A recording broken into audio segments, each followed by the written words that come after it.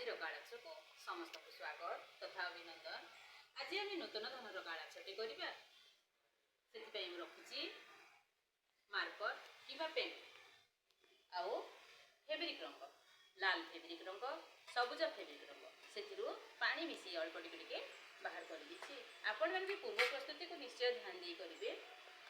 आउ स्टाम्पेड अच्छे आम पाखे शिशु मानक आम स्टाम्पेड रखीचु शिशु संख्या अनुसार स्टाम्पेड रखीचु से आम शिशु मान अभ्यास कर शिशु को शिखेबा पूर्व प्रथम कौन करवा निजे किसी चित्र करी रखी साधा खाता आम पाखे समस्त शिशु पाखे साधा खाता अच्छी साधा खाता किसी बेलून चित्र कर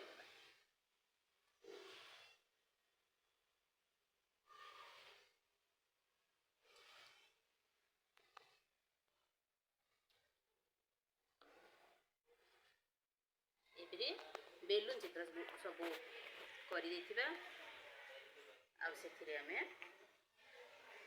आम पीसी आंगुली भी परिचय करवा रंगर परिचय करवा लाल रंगर बेलून करवा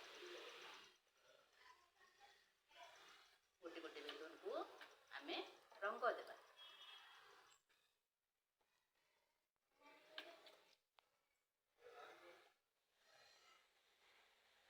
यहपरी आम सादा खाता शिशु को अभ्यास करवा।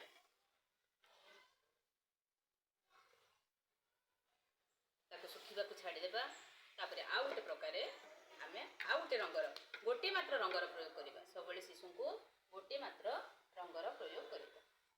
आ गोटे आम गछर चित्र करवा गछर चित्र पूर्वर कर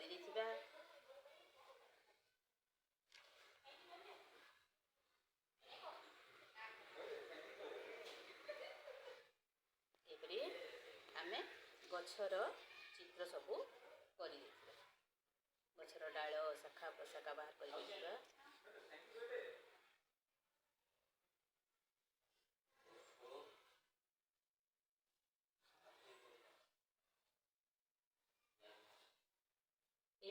आम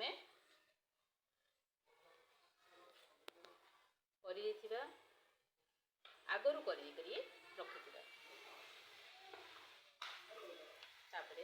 आम सागुआ रंग नहीं गोटे गोटे आंगुठी आम छापा काम कर गछर पत्र पर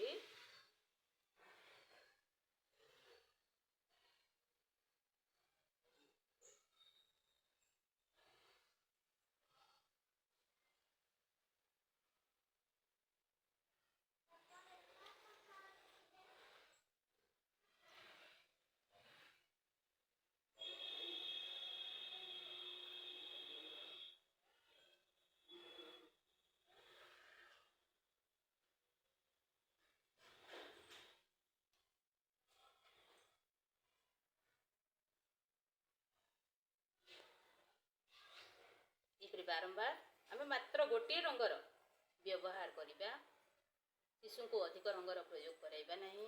प्रथम गोटे रंगर परिचय गोटे रंगर प्रयोग करवा सुंदर करी गछर गोटे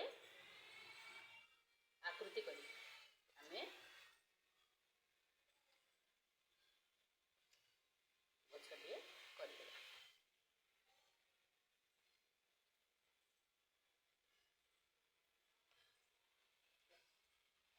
माँ मैंने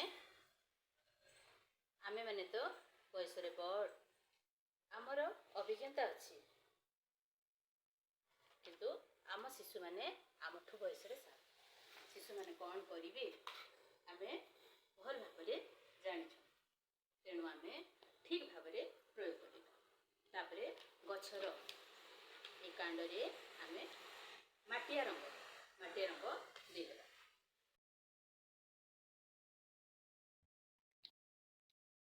यही बयसर शिशु माने चलचंचल सर्वदा क्रियाशील से माने शांत भाव गोटे स्थान में बसवा तांको पाखरे संभव नुह। तेणु तांको एपरी किछि काम देबा जो शिशुर विकास हो पारिबो। जहाको दृष्टि रखी आम शिशु मंदिर योजना रे हस्तकर्मर व्यवस्था करा जायछि। एहा द्वारा शिशु मानकर सूक्ष्म मांसपेशीर विकास घटी हाथ आखि तथा मस्तिष्कर समन्वय रे शिशु कार्य करने हेतु शिशुंकर एकाग्रता वृद्धि होता है। ତଥା ତାଙ୍କ କଳ୍ପନା ଶକ୍ତିର ବିକାଶ ହୁଏ। ଆଙ୍ଗୁଳିମାନଙ୍କର କୁଶଳତା ବଢ଼ିଥାଏ। ଶିଶୁ ଖୁସି ଅନୁଭବ କରିଥାଏ। ଶିଶୁର ସୌନ୍ଦର୍ଯ୍ୟବୋଧର ବିକାଶ ହେଇଥାଏ। ତେଣୁ ଆମେ ଏହିପରି ଶିଶୁମାନଙ୍କୁ ପ୍ରତିଦିନ କିଛି କିଛି ନୂଆ ନୂଆ କ୍ରିୟାକଳାପର ଅଭ୍ୟାସ କରିବା, କାର୍ଯ୍ୟରେ ଲଗାଇବା।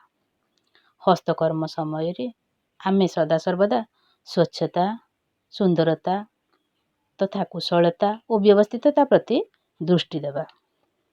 ଏହାକୁ ଦୃଷ୍ଟିରେ ରଖି ଶିଶୁମାନଙ୍କୁ ନିଶ୍ଚିତ ବିଭିନ୍ନ ନୂଆ ନୂଆ କ୍ରିୟାକଳାପରେ ନୂଆ ନୂଆ କାମରେ ଲଗେଇବେ। ଆଜି ପାଇଁ ଏତିକି, ରହୁଛି। ନମସ୍କାର।